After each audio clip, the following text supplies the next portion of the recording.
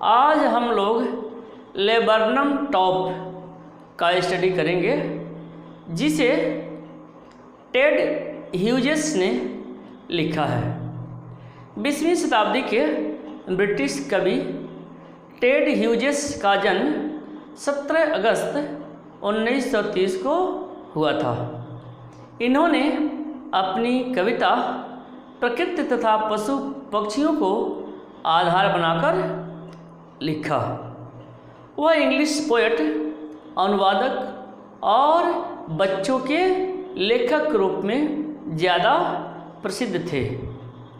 वह 20वीं शताब्दी के सबसे बड़े लेखकों में से एक थे। ह्यूजेस ने 28 अक्टूबर 1998 को कैंसर से अपनी मृत्यु तक कविताएं लिखा और प्रकाशन भी जारी रखा। 2011 में प्रसिद्ध कवि कॉर्नर ऑफ वेस्टमिंस्टर एबे में ह्यूज के स्मारक का अनावरण किया। अब मैं आपको इस कविता के बारे में बताता हूँ। देखिए, लेबर्नम ट्री सुंदर, बड़ा लेकिन काफ़ी शांत और सर्दियों के कारण नग्न हो जाता है। हालांकि पक्षी गोल्डफिश आसमान में दिखाई देता है और जल्द ही पूरा पेड़ पक्षी और उनके युवा लोगों की मीठी चिड़ियों से घिरा हुआ होता है। यह पहले मर चुका था और यह तब तक जीवित और हिलता हुआ प्रतीत होता है जब तक फिर पक्षी वहाँ से गायब नहीं हो जाता। मृत्यु सन्नाटा वहाँ पसर जाता है। कवि कविता को 3 स्टेंजा में लिखा है। पहले स्टेंजा में पक्षी के पहुँचने से पहले पेड़ का वर्णन है। सेकंड स्टेंजा में पक्षी के आने का वर्णन करता है और थर्ड स्टेंजा में पेड़ की तब की स्थिति को बताता है जब पक्षी चला जाता है। तो अब मैं आपको लाइन बाय लाइन इसकी मीनिंग बताता हूँ, जिससे आप समझेंगे।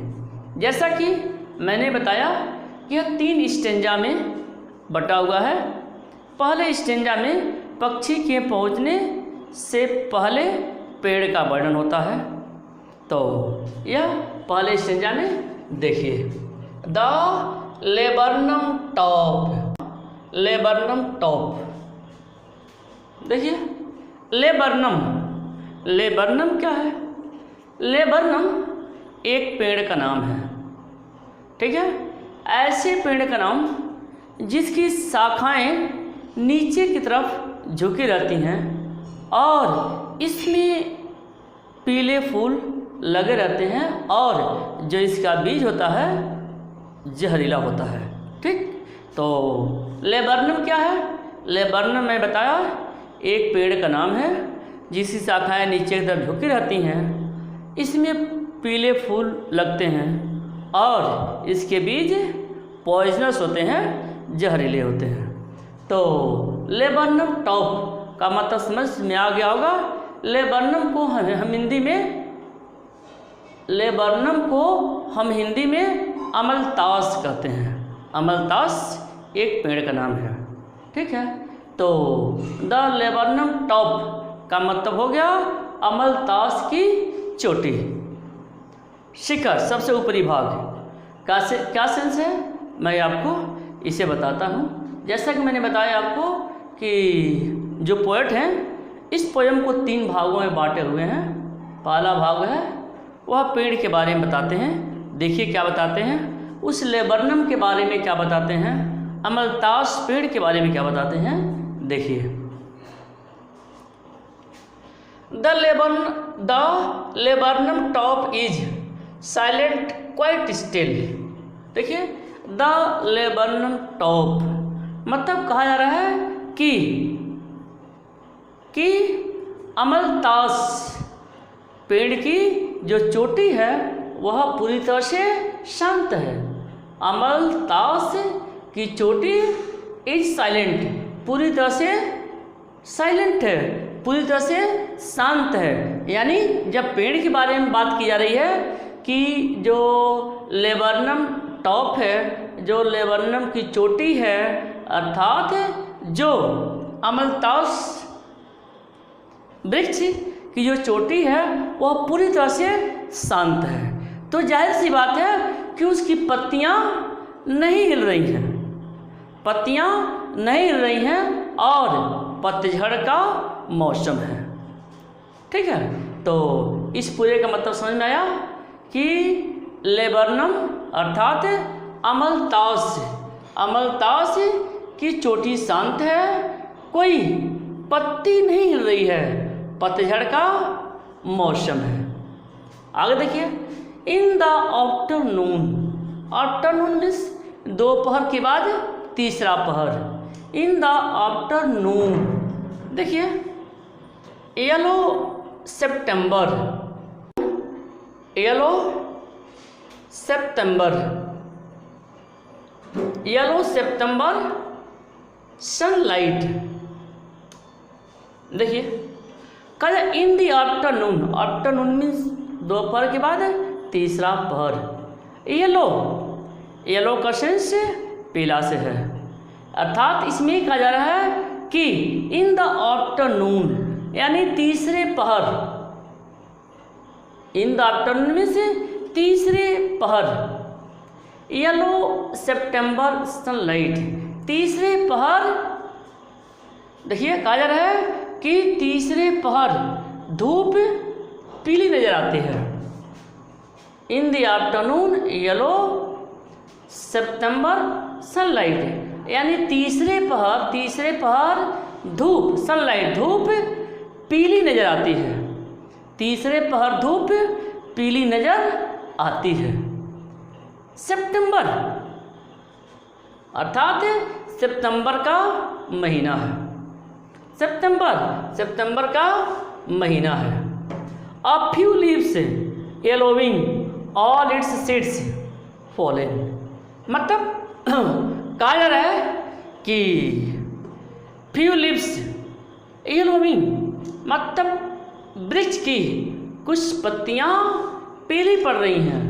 few leaves, leaves क्या है? लीफ का प्लूरल है, LEAF, लीफ का प्लूरल लिव्स, पत्तियां। A few leaves yellowing, यानी कुछ पत्तियां पीली पड़ रही हैं। All its seeds fallen, कहा जा रहा है कि कुछ पत्तियां पीली पड़ रही हैं अथवा पीली पड़ रही हैं का सेंस है कि उन पर पतझड़ ऋतु का असर दिखाई दे रहा है, उन पर पतझड़ ऋतु का प्रभाव है। All its seeds fallen, और वृक्ष के सभी बीज गिर चुके हैं। और इट्स सीड्स फॉलन, और इट्स सीड्स फॉलन, मतलब इसमें कहा जा रहा है कि जो वृक्ष के सीड्स हैं, सीड्स मीन्स बीज, जो वृक्ष के बीज हैं वे सभी गिर चुके हैं। तो इस तरह से आपने स्टेंजा फर्स्ट को देखा। इसके बाद नेक्स्ट, तो till the goldfinch comes with a twitching chirps. Goldfinch, देखिए दिया गोल्ड फिंच। गोल्ड फिंच जो है एक पक्षी का नाम है, ठीक है। गोल्ड फिंच एक पक्षी का नाम है जिसको सोन चिड़ी या गोल्ड फिंच कुछ भी कह सकते हैं। Till the goldfinch comes with a twitching chirp. Twitching chirp का सेंस है झटके के साथ चहचहाना। तो देखिए इसका मतलब क्या हुआ, इसका सेंस यह है कि यह स्थिति तब तक बनी रहती है जब तक गोल्डफिंच नामक चिड़िया चहचहाती हुई नहीं आ जाती है। मतलब यह स्थिति तब तक बनी रहती है जब तक गोल्डफिंच नामक चिड़िया चहचहाते हुए उस पेड़ पर नहीं आ जाती। Suddenness, startlement at branch and. Suddenness, देखिए सडननेस अचानक, एकाएक। स्टार्टलमेंट चौंकाने वाला। At branch and, branch and का मतलब उस पेड़ की शाखा का अंतिम छोर, भाग। देखिए suddenness startlement at branch and, मतलब कहा जा रहा है कि एकाएक यह चिड़िया आती है और एक टहनी के छोर पर बैठ जाती है। अचानक यह चिड़िया गोल्डफिंच आती है और पेड़ के एक शाखा के छोर पर वह बैठ जाती है। Then slick as a lizard. Then slick का सेंस यहाँ स्मूथ होता है, चिकना होता है। लिजर्ड मीन्स छिपकली। एंड अलर्ट मीन्स चौकन्ना करना। एंड एब्रप्ट मीन्स आकस्मिक, सडनली। देखिए इसमें कहा जा रहा है कि जैसा कि मैंने बताया कि पक्षी आती है और पेड़ के शाखा के छोर पर बैठ जाती है। देन स्लीक एज लिजर्ड, तब उसके बाद वह छिपकली की तरह से रेंगती है। वह छिपकली की तरह से धीरे धीरे रेंगती है। एंड अलर्ट एंड एब्रप्ट, रेंगती है और उस पेड़ के झुरमुट के भीतर प्रवेश करती है और उस पेड़ के झुरमुट के अंदर प्रवेश करती है। सी इंटर्स द थिकनेस, यानी उस पेड़ के झुरमुट के अंदर प्रवेश करती है। थिकनेस का रियल सेंस है वृक्ष का अंदर का भाग, यानी उसका मोटापन। सी इंटर्स द थिकनेस, उसके बाद जो है वह उस झुरमुट में प्रवेश करती है। And a machine starts up, कहा जा रहा है कि और तब एक विस्तृत कार्य योजना स्टार्ट्स अप, शुरू हो जाती है। एक विस्तृत कार्य योजना शुरू हो जाती है। Of चिटरिंग्स and trimmer of wings and trillings. Of chittering, देखिए ऑफ चिटरिंग का सेंस है चहचहाने की आवाज़।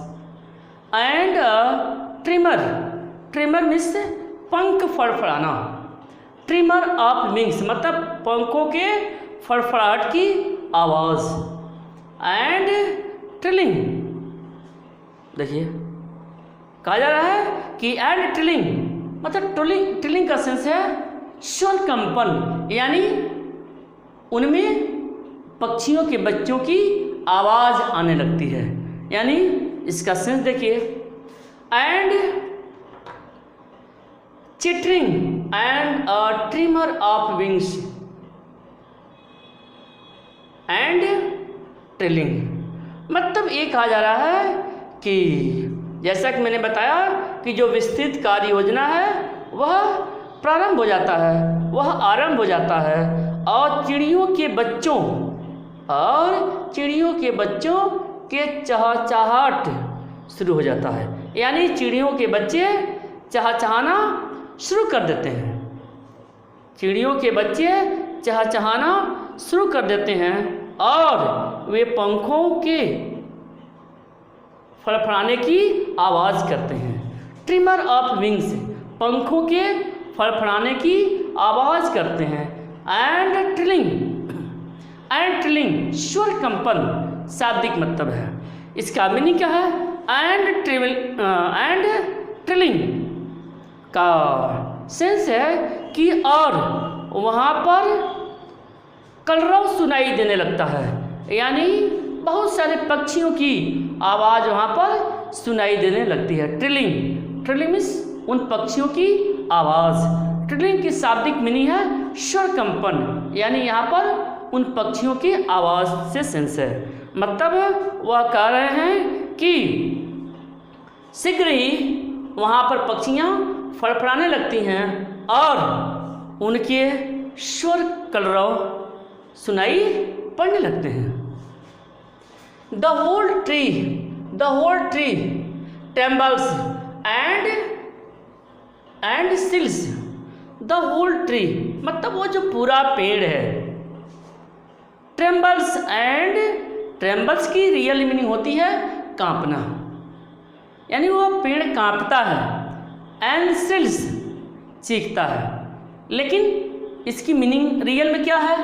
The whole tree trembles and thrills, मतलब कहा जा रहा है कि पूरा पेड़ ट्रेम्बल्स एंड सिल्स झूम उठता है, यानी जो पूरा पेड़ है वह खुशियों से झूम उठता है जब उन पेड़ों पर पक्षियों की चहचहाहट की आवाज़ आने लगती है। पक्षियाँ वहाँ कलरव करती हैं, पक्षियाँ वहाँ फड़फड़ाती हैं, तो जो पेड़ है वह होल द ट्री पूरा पेड़ ट्रेम्बल्स एंड सिल्स मतलब पूरा पेड़ जो है वह खुशियों से झूम उठता है। It is the engine of her family. It is the engine of her family. यह पक्षियों के परिवार का कार व्यापार होता है। It is the engine of her family. यह पक्षियों के परिवार का कार व्यापार। Strokes it full then floods out to a branch end. देखिए सी स्टॉक्स इट फुल मतलब सेंस है यहाँ पे सी स्ट्रोक्स इट फुल का सेंस है संतुष्टि से वह खिलाती है, यानी सेंस है कि वह पूरी संतुष्टि से वह पूरे संतुष्ट होकर के उन बच्चों को खिलाती है। Then floods out to a branch and तब वह फुदक कर फ्लड्स तेजी से उड़ जाना यानी फुदकना। Then floods out to a branch and तब वह बाहर निकलकर टहनी के एक छोर पर बैठ जाती है। एंड फ्लड्स आउट बाहर निकलकर टहनी के एक छोर पर एंड पर एक छोर पर बैठ जाती है। देखिए showing her bared face identity mark. देखिए शोविंग हर बैरेड, ध्यान दिए शोविंग मीन्स दिखाना, प्रस्तुत करना। बेयर्ड का सेंस है बेयर्ड मीन्स नंगा, ठीक है, बेयर्ड मीन्स नंगा। फेस आइडेंटिटी मीन्स पहचान। तो देखिए कहा जा रहा है कि शोविंग हर बेयर्ड फेस मतलब सेंस है कि और टहनियों से